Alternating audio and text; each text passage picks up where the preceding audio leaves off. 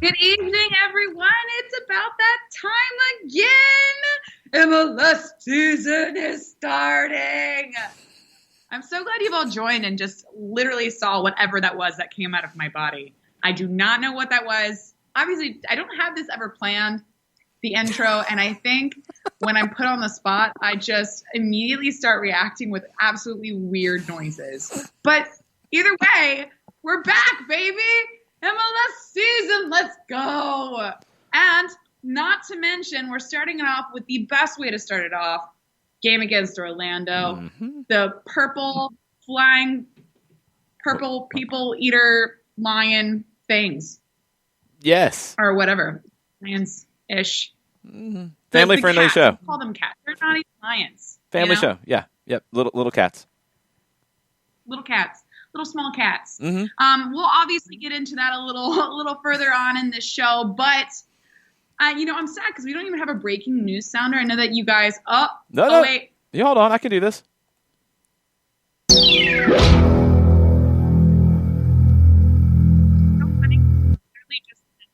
Orlando, but we're not. We're talking about Inter Miami. Obviously, the breaking news just came out that Inter Miami has been confirmed to have not complied with roster rules in 2020. Jason, do you want to explain this a little bit to us? Tell us a little bit what's going on with this. No, I don't, because this is stupid, but I will try. Okay, Matthias Pellegrini's getting punished because Miami cheated. There's no other way around it. They cheated. They used 4 designated players last year. Blaise Matuidi was categorized as a targeted allocation money player. How that was approved, I don't know. That's what he was last year. He should not have been a TAM player. He should have been a designated player. They played with 4 designated players last season. Miami cheated.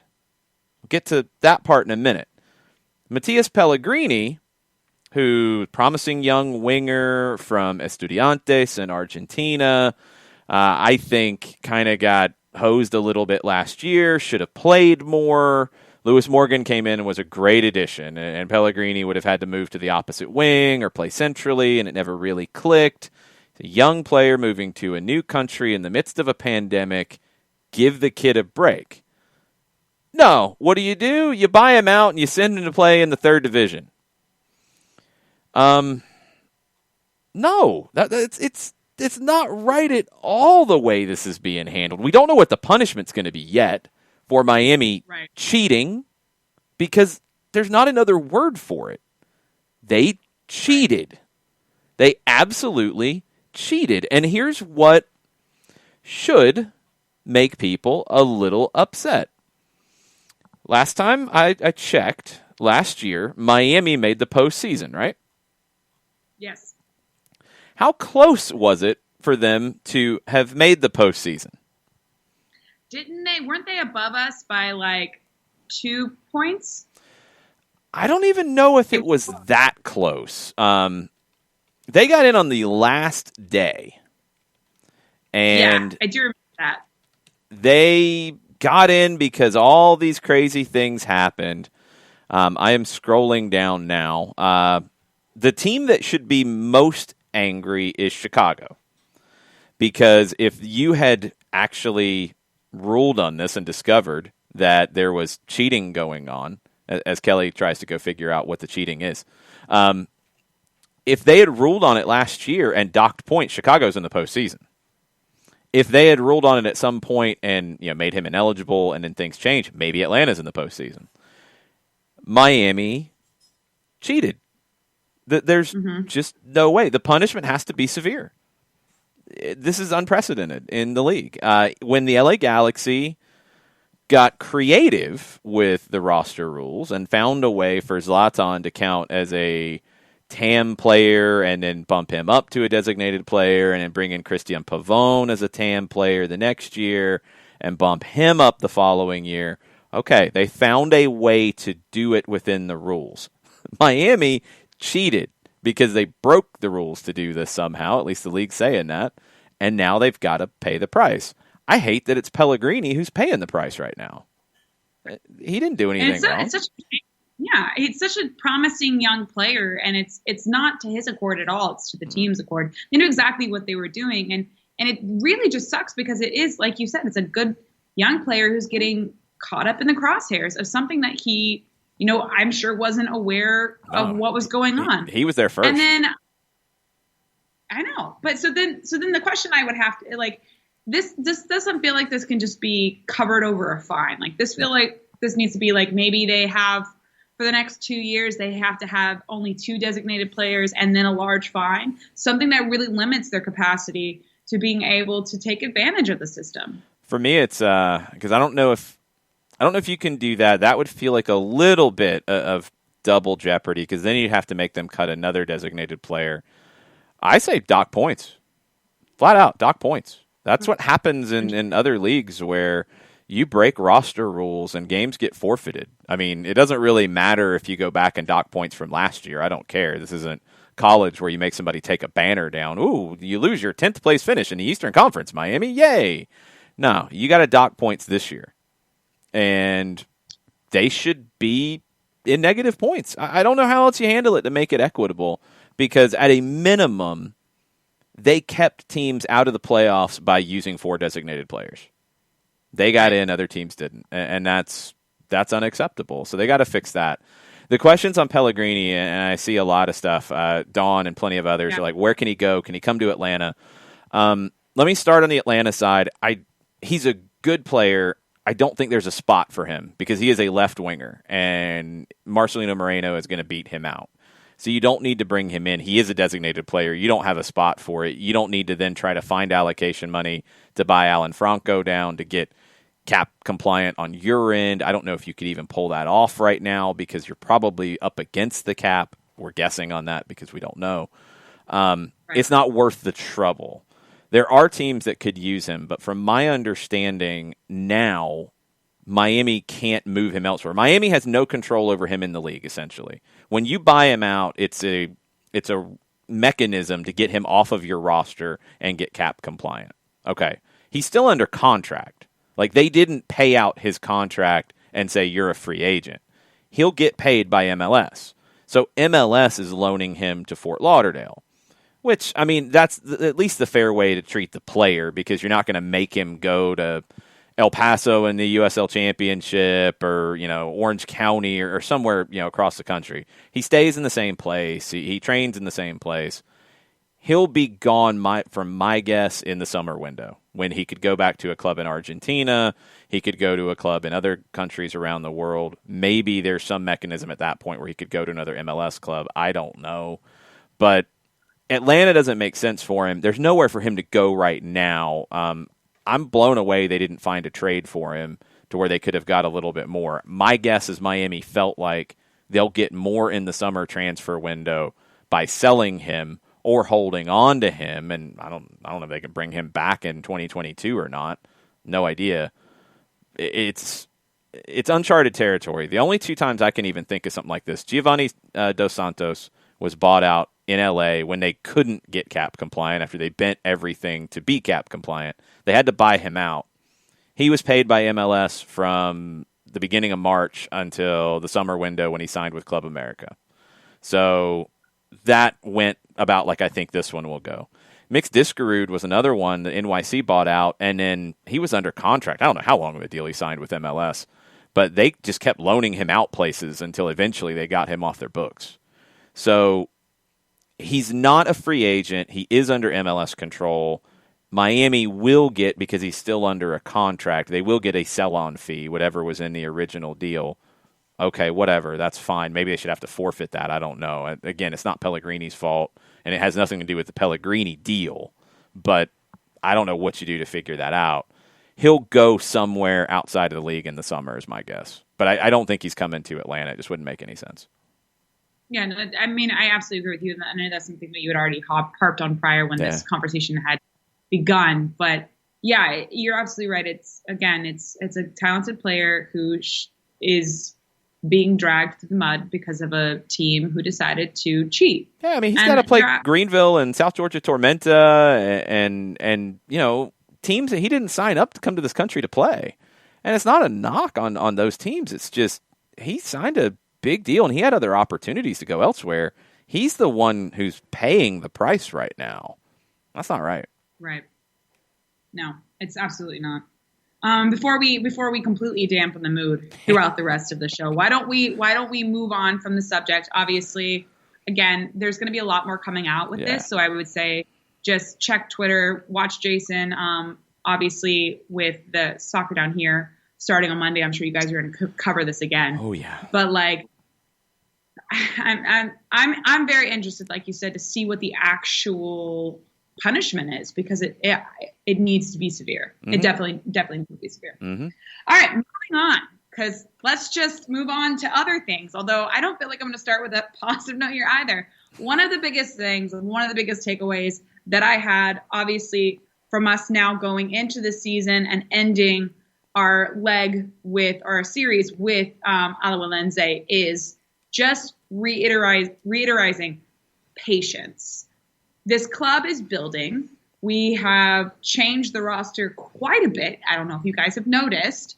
We happen to get a new coach.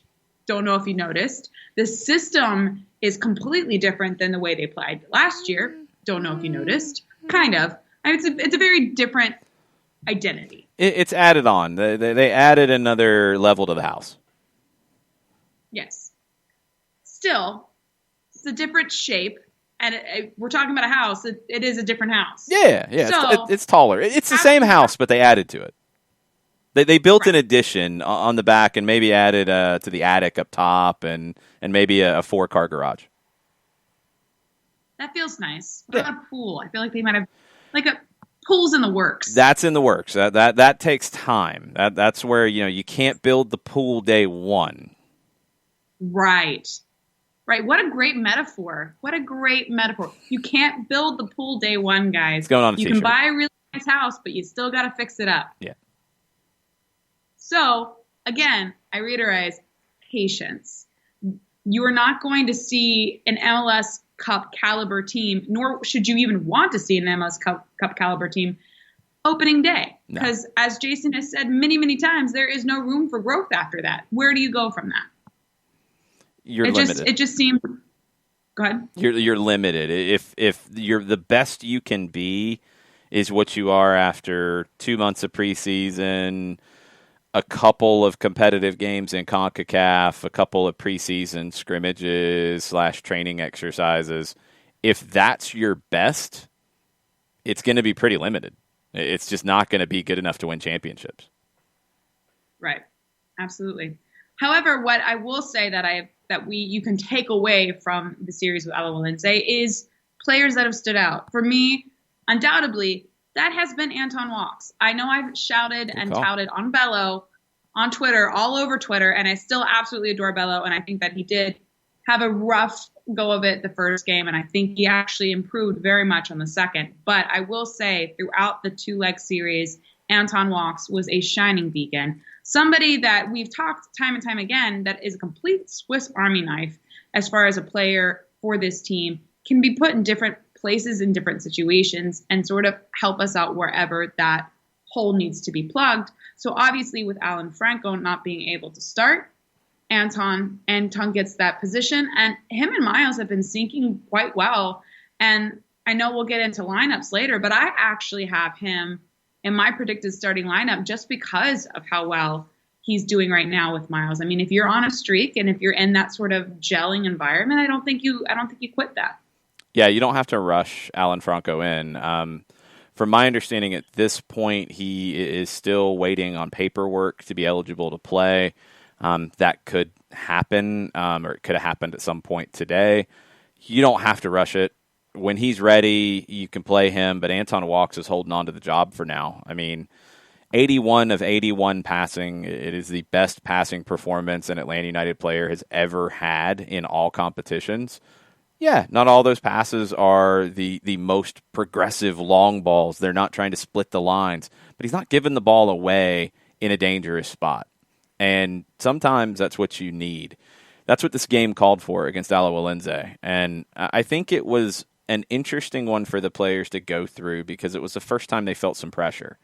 And the first 45, look, it showed a little bit. I think they were a little tentative across the board. I think they were, did the nerves kick in a little bit? Maybe. You haven't been through those moments. All these individuals maybe have in different ways. I mean, Sosa's been in Copa Libertadores games. Miles Robinson has experience in big games. But not everybody together. Barco and, Rocco, no, not at all. Bello, very limited. Brooks Lennon, honestly, pretty limited in big game experience. Marcelino Moreno's been in some big games in his career. Joseph, obviously.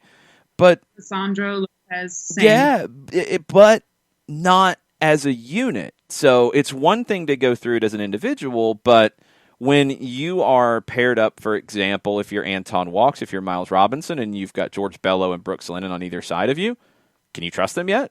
Have you been in the foxhole together yet? Do you know that if things break down, I can trust that guy to have my back?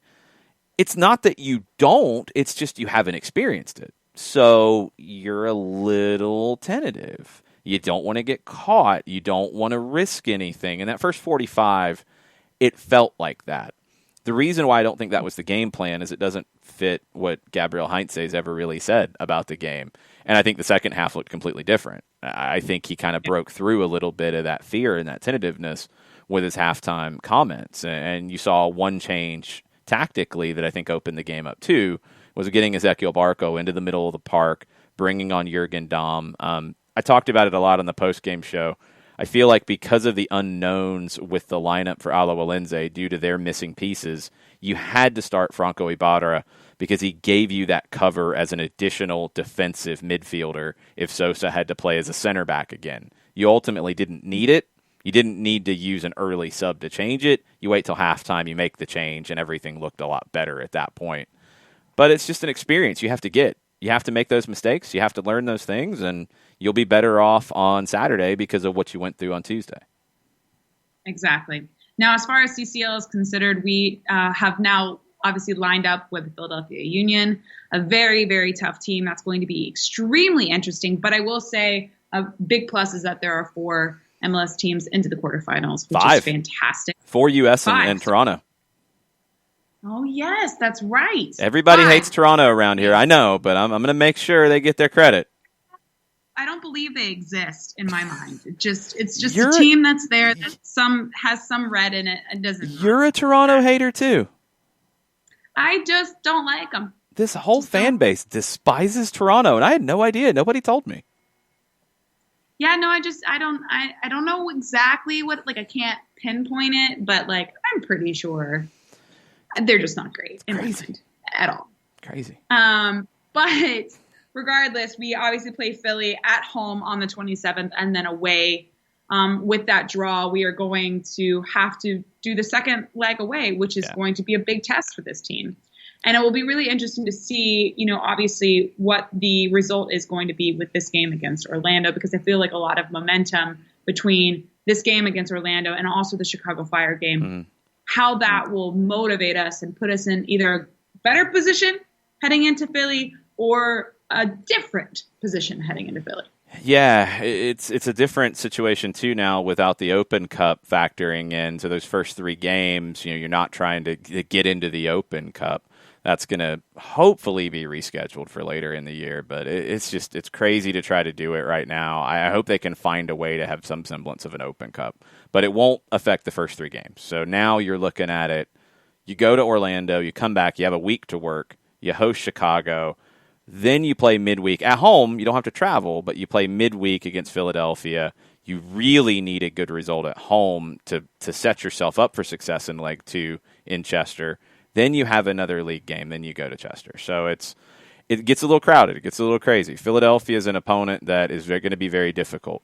But you've got to build momentum between now and then. And I keep going back to things that Gabriel Heinze said after games and in his media availabilities about that they've got to go through these things to get better. They've got to make mistakes and learn from the mistakes. Now you're going to have 180 minutes to get ready for that first leg against Philadelphia. And it's all focused now on Orlando, which is not an easy opponent. And it's a team that is a contender in the Eastern Conference this year. I think there's a lot of them, but I think Orlando's one of them. Now, you also have the rivalry elements, which I think helps Atlanta in this situation because you've got guys who have been through it in this team, and you've got players who come in from other parts of the world, other teams. They understand the context of a game like this, and it gives them something to rally around. You know, I mean, somebody like Jurgen Damm, Marcelino Moreno, they got a little taste of it last year, but not much. You get Santiago Sosa, he's going to know how this feels being in big games, being around big games, knowing what rivalries are like with River. You know, you're going to get those things that will help them kind of sink their teeth into this. And I actually like opening with Orlando as opposed to opening with a Colorado, for example, where there's not any feeling to it. This jumpstarts things. New York City, there's a little bit of feeling. Like, there's a few teams that are kind of in between on not a rivalry, but still a little something there. Even like another conference team, there's a little something there because of the format this year. If you were playing, like Sporting playing Red Bulls on the opening weekend, I mean, it's one of your two non-conference games. There's really no animosity between those two teams. It just doesn't have the same feeling to jumpstart things. Atlanta needs a jumpstart because they need to really get going to face Philly because now it's different. We talked about Alajuelense. You needed to go to Costa Rica and manage the first 90 and then come back and win it in the second 90. Now you got to host the first 90 and you need a lead and you need a multiple goal lead. You need to really run Philly out of the building and you got to get ready to do it in 2 games. Yeah. So you definitely need the urgency of going against a rival. Yeah. And speaking of Orlando, I mean, obviously they made the playoffs for the first time in their season history last year. They had a great run with the team, and they are one of the teams that you are really looking at as dominating this year. I mean, they had 5 preseason games. They won 4. They only lost 1. And they beat Philly twice. Speaking of Philly, they beat Columbus and they beat Minnesota. All of those teams are projected to be very good teams this year. So you're looking at an Orlando side that's going to be a challenge. However, and you can go more into this, they're possibly starting. No, they're not even possibly. They are starting without some of their starters. You're looking at Janssen not starting, Moutinho not starting, Rosell not starting, and a possible Nani also not starting. Yeah, the Nani situation's weird because they held him back in preseason. He's not listed with an injury on their injury report right now. I wonder if that's games. I wonder if there's something going on there. He is up there in age. He's played a ton of minutes in his career. Are you just managing his minutes, or are we playing mind games? We'll have to see when that lineup comes out an hour before the game. Janssen is listed as questionable, as is Rosell and Moutinho. Moutinho, and this is the interesting thing about their game notes. Like, you know, in the media, we get game notes from each team, and in their projected lineup, Janssen's in it. Rosell's not, but that might be a coach's decision. Moutinho's not in their projected lineup. Nani is. Again, does that mean anything? Is that just somebody in the communication staff putting together a list of players? Is it based on what you saw last year? Like, that could mean a lot of things. If they come into this without Moutinho, that's a challenge because they don't have a ready-made left back to replace him. They're going to have to move somebody over to that side. Kyle Smith's played that position a good bit, but he's not a left back. He's a right back. If they're missing Janssen, they're going to have some problems. Janssen is one of the better center backs in this league and doesn't get enough attention for that kind of a role. And you're turning at that point to somebody in Rodrigo Schlegel who his highlight is making a save in a nutso penalty shootout in the postseason. Nothing to really do with his time on the field. He started 7 games last year. He played 13 times. He barely played for Racing Club in Argentina before he came to Orlando on loan initially. If Janssen's out, you like running through the middle. You like putting crosses in and forcing Antonio Carlos to step up and lead this back line. If Moutinho's out, you really like your opportunities out wide. And you still do with Huan on the other side. Huan scares you when he goes forward, but you can get in behind him. I really feel like this is one of those games that the flanks are going to be critical because of the potential absences and just the way Orlando plays. I think you can hurt them out wide. That helps Atlanta because if you're starting, for example, Marcelino Moreno and Jurgen Damm, you got two players who can hurt people out wide. You got two players who are great in the 1v1. It's then finishing the chances that are created, and that's what we didn't see on Tuesday. Right. And so if we're talking about the starting 11 that you would see, obviously we're going to probably go ahead and go with Guzan starting. Oh, I forgot to even mention this. Yeah. Rocco Rios Novo. Yeah, extended contract for medical hardship. Now, I know that when I was reading this, there are 4 times that you can do a short-term contract with a player. Mm-hmm. We technically at this point in time, if this medical hardship one counted, that would be 3 for Rocco. So that means that we're riding on a possible need for us using it again for next week because of the fact that both of the other 2 goalkeepers and Ben and Alec are still injured. Yeah, you're in a weird spot, and it's another one that we haven't really been through yet. From my understanding, you have 4 short-term agreements you can sign with a player per season. And that can be what we saw with Rocco in CONCACAF Champions League, which you don't need the medical hardship rules to do that. They can play in CONCACAF. They can play in Open Cup. They can play in friendlies on short-term agreements. And you see teams take advantage of that from time to time. Toronto had some guys who did that in their last match. But in the regular season, it's a lot harder to call up players on USL deals. And Rocco Rios Novo is on a USL deal because he's being loaned from Lanús direct to Atlanta United too. Goalkeepers, it's the easier than a field player. Field player, there's got to only be 16 field players available, and generally teams are carrying a roster of 30. So it takes a lot of injuries for that to happen. Goalkeepers, if you're down to 1 goalkeeper, you can use the emergency call up to bring somebody up, and that's the situation here. Alec Can still recovering from off-season surgery. Ben Lundgaard, lower body injury. I think it's the back, and he's out. So you have to have somebody on the bench, and it's going to be Rocco here. And if that's his 3rd short-term agreement, then you've only got 1 more to work with. And you do have to wonder at this point, how far away is Can? And if Lundgaard's situation is a recurring one or if it's a temporary one. He was on the bench on Tuesday. Lundgaard was on the bench on Tuesday. I wasn't there. I don't know, if he warmed up. I don't know how much he warmed up. I don't know what that looked like at all. But he was on the bench. He was on the roster in case of an emergency in that situation. So maybe it's not far away for Ben. If it is, okay, you're probably fine. Another week, you're probably going to be okay. If it's not, you're probably to a point you're going to need to sign somebody somewhere. And it's hard because you've got 3 goalkeepers under MLS contract. So if you just sign another one there, then you're not going to carry 4 goalkeepers. How do you handle that? I don't know. Do you sign somebody to a 2s deal, and then you've got them to do the short-term agreements with if you need to, and they're starting from 0 done? Okay, that sounds great, but how many free agent goalkeepers are there out there right now that you could sign to a USL deal who would be willing to take that? I don't know. Because in USL, frankly, they wouldn't get many minutes. Because those minutes are going to go to Rocco Rios Novo in USL matches. And when they don't go to Rios Novo, they're going to go to Vicente Reyes from the academy. You can't do Reyes on the short-term agreements because he's not a pro yet. He's still an academy player, so he can't do that. It would lose his college eligibility. And if he wants to sign a contract, then we're having a different conversation, but he hasn't as of yet.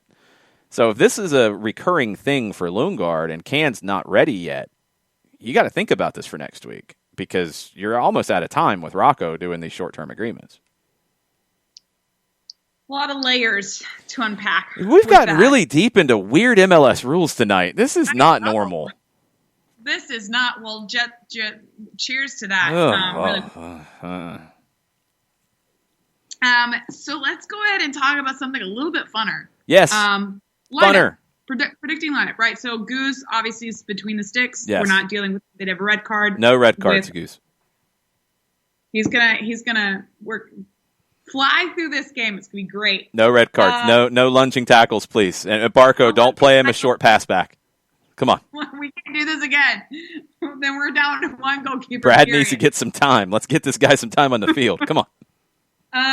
So back line, obviously going from right to left. It's Lennon, Walks, Miles, Bello. That's my guess. My midfield, Hump. That's my guess. Yeah, I don't think you get any changes.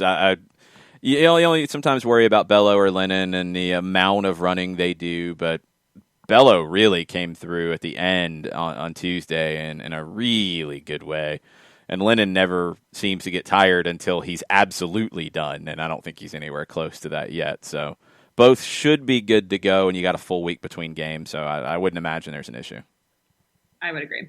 I would think I know that Barco dropping mid worked really well, but Orlando normally plays with two forwards. No, they usually go 4-2-3-1. Do they? Yeah. Because I thought that they were going to have Akindelli and Pato up top. They could, and it's something that you could consider. A lot of times I've noticed with Orlando, what they do is when they post their lineup, they post it as a 4-4-2, but it doesn't actually play that way. It plays like a 4-2-3-1. Like they'll post Nani as a forward when he's really playing out wide. They'll post Mueller as a forward, but he's playing out wide. Now, if they went Pato and Akindelli, then, yeah, you're going to have to deal with that. But that's the good thing about Sosa is as the holding midfielder, he can cover it. Now, you have to then figure out, okay, if that's the case, if, let's say, Barco's one of the central midfielders and Heineman's the other. Right. Can they do enough playing a little bit deeper if it turns from a 4-3-3 into a 3-4-3? Right. And so that's sort of where I was with this because I assumed that, Orlando was going to pull out the firepower for this type of a game. They could. So I had Sosa, Ibarra, and Heinemann in the mid. Okay. And then I do have the striking trio of Barco, Joseph, and Moreno. Okay. As those finishing that out. That would make sense. I do think Joseph is starting this game. This is the type of match where even if Joseph is not full match fit, he is starting this game no matter, and he would not actually accept, in my opinion, him being him. I feel like he would be like, nope, you're starting me, period. Yeah, I want his presence, even if he's not 100%. I want his presence on the field to start, and go as long as you can. He needs minutes. He needs to play. I think he's out of sync. I'm not worried about him physically, but I think he's out of sync as a player right now, so he needs to play through it. If Gabriel Heinze doing his work on Orlando, if he's had people watching these preseason games, if he thinks they're going to go two up top, I think your lineup is dead on. If he thinks they're going to play 4-3-3, which is where my head's at, or 4-2-3-1, but one central forward, and Pato being that forward, who's not a traditional 9. Like he'll drift, he'll drop. It's not quite false 9, but he's not a Daryl Dike like big number 9 that you're going to have to fight with all day. If they do what I think they're going to do, then my change would be Ibarra out, Barco into the middle, and Dom or Mulroney wide. And I'd like to see Jurgen Dom. I thought he had a good half against Alajuelense. So my lineup would be left to right across the back, same Bello, Robinson, Walks, and Lennon. Sosa as the defensive midfielder, Barco and Heinemann as the two attacking central midfielders, left wing Moreno, right wing Dom, forward Joseph. I want Dom running at Kyle Smith. I want Moreno getting in behind Huon, and Moreno can run with Huon when he gets forward. I want Sosa to be able to drop and help defend if he needs to. And I thought Heinemann was better than he was in game one. I still want more. I'm greedy. I want Emerson to get more involved in the final third, start creating goal opportunities for himself and for others. I want more, but it was better. Barco was great centrally. I want to find a way to get him centrally no matter what. So I think it'll be 2 4-3-3s. That's where I'm at. I think it'll be both teams playing a 4-3-3. All right, guys, why don't you go ahead and send us in your questions. We're going to probably get to some questions now from the Twitch pitch, as they say. But I will say, though, that I'm going to ask you who you think your man of the match is going to be for Atlanta. But Back on your line about Barco, I do think this is Barco's year. It feels right. It feels like it's seasoned. You know when you're simmering something and it's just right. This is the year for Barco, and I'm excited to see what that means. I'm excited to see what that results, but I do feel like he's so focused and so in the groove right now that even him just being in this moment for himself is going to help the players around him, and it's really going to help this team move forward. So you're creating the sauce from scratch. You got it going pretty well. You add the special seasoning, like your secret, drop it in, and then you get that aroma, and it's all perfect, right? That's where you think Barco's at for this year. Oh, yes. Okay. Oh, yes. Seasoned to perfection. I can see this. He was really good in the second half. He's a good wide player, and depending on the way the team's going to play, that can be the best position for him in certain philosophies. In this one, I love him centrally, and I love Moreno isolated 1v1. I want Moreno every time Moreno or Dom get the ball in a 1v1 situation, it's go time. You know, they're both great on the dribble. Yeah, they're going to lose it occasionally. Absolutely, it happens. It's a 1v1. They're going to win more of those than they lose. And when you do that, you disrupt the other team's defense, and you want to pull things apart. So Moreno beats Huon in a 1v1. A center back has to come over to help, deal with Moreno. Okay, that opens space for Joseph. That opens space for Barco coming in. So you want those 1v1s. You want to bet on Dom and Moreno winning them, or Mulroney, if he's out wide, or if Barco's out wide. You want these 1v1s. You want the freedom to take them, and you want to win them, so then you can pull defenses to pieces. Yeah. Fender asked, can we keep a clean sheet against Orlando? I mean, this might go to what you think the score prediction is going to be. Yeah, I think so. I mean, they had their best offense ever last year. They averaged, I think, 1.7 goals per game last year, which is pretty good. But it's not unbelievable, and they don't have Daryl Dike anymore, right? At least right now, he's at Barnsley. It's Alexandre Pato, who's had a good start to his preseason with Orlando, but he's also a guy who has bounced around a good bit after leaving Milan with a ton of injuries. He went back to Brazil with Corinthians, then went to China for a few years and came back to Sao Paulo. He played 13 times in 2020, which isn't a lot. How well does he hold up? What does he look like against this level of competition? I don't know. I mean, this defense has been clicking. So yeah, the thing about go ahead. The thing about the way they're going to playing a team like Orlando doesn't worry you as much because Mueller's got speed, but he's not a sprinter. Pato's not a sprinter at all. Nani's not a sprinter at all. If that's their front three, you can play a really high line and bet on recovery. Because, okay, they drop a ball in, it's going to be Mueller the only one really who has a good chance at getting there. And Bello can run with Mueller. I'm not worried about that. And Robinson can clean it up. Pato and Nani aren't running by you. So you can play that high line and risk even more than we've seen them risk so far because you don't have that fear of getting beat over the top. Yeah, which should lead to an entertaining game in the way that many people were wanting to see the game go against Alajuelense in that second leg. That being said, though, how do you see Atlanta faring up against Galese? I mean, Galese had some of his best games against us. He is an octopus in net. Like, where do you see us lining up? And maybe let's go ahead. What is your score prediction for the game? Man, it's funny. I haven't even really thought about one yet. I think it's going to be an entertaining game. I don't know if it's going to be a high-scoring game because you've got a defense in Atlanta that can recover and scramble well. You think about a golfer who swings for the fences, sometimes hits it a long way down the fairway and sometimes puts it in the trees, and they got to find their way out of the trees, but they can still get a good score. That's how you're going to defend. You're going to take chances. You're going to go for it, but you got guys who can scramble and recover. So it might not look pretty, but you've got a good defense, and maybe a slightly unorthodox one, but it's a good defense. Orlando's defense, I'm not as sold, but they've got one of the best goalkeepers in the league in Galese.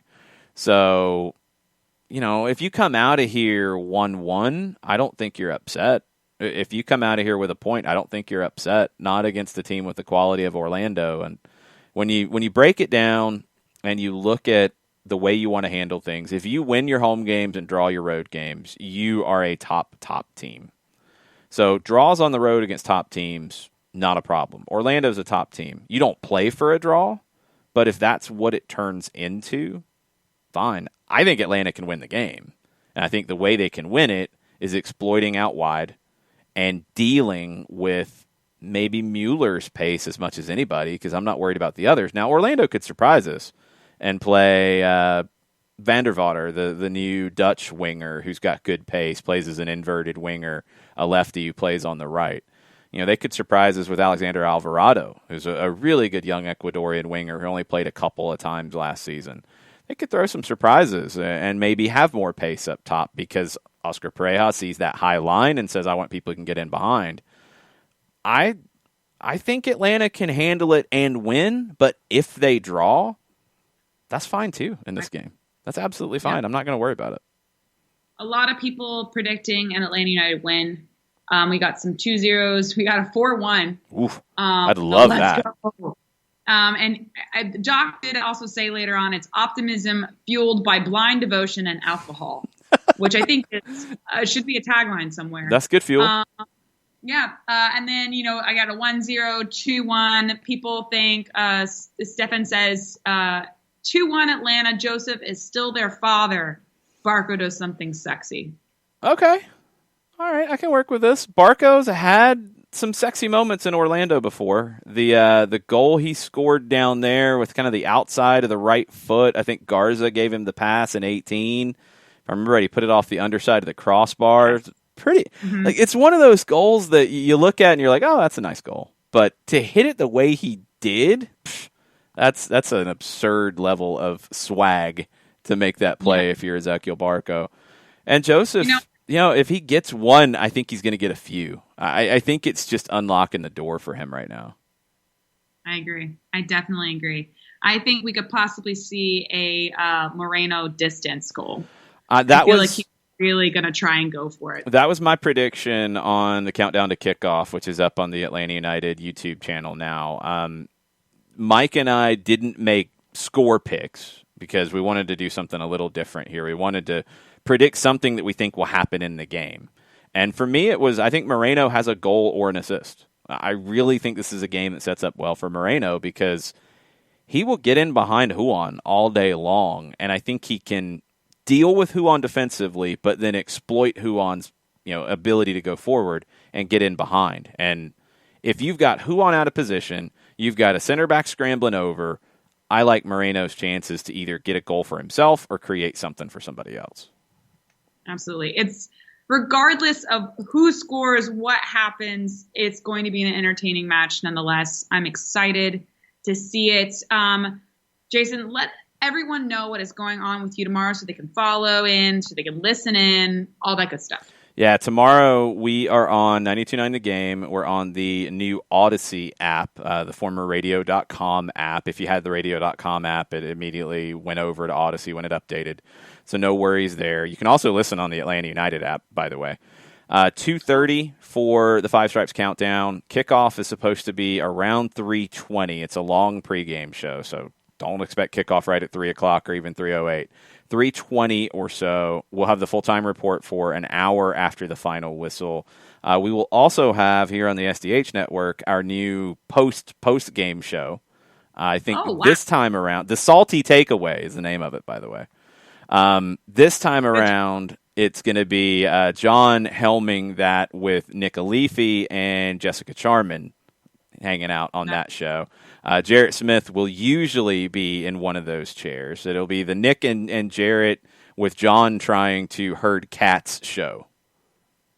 Oh, my Lord. I know. That's why I'm like, I want no part of it. Just send me the recording. I'll post the thing. I don't want any part of that. That's going to be madness.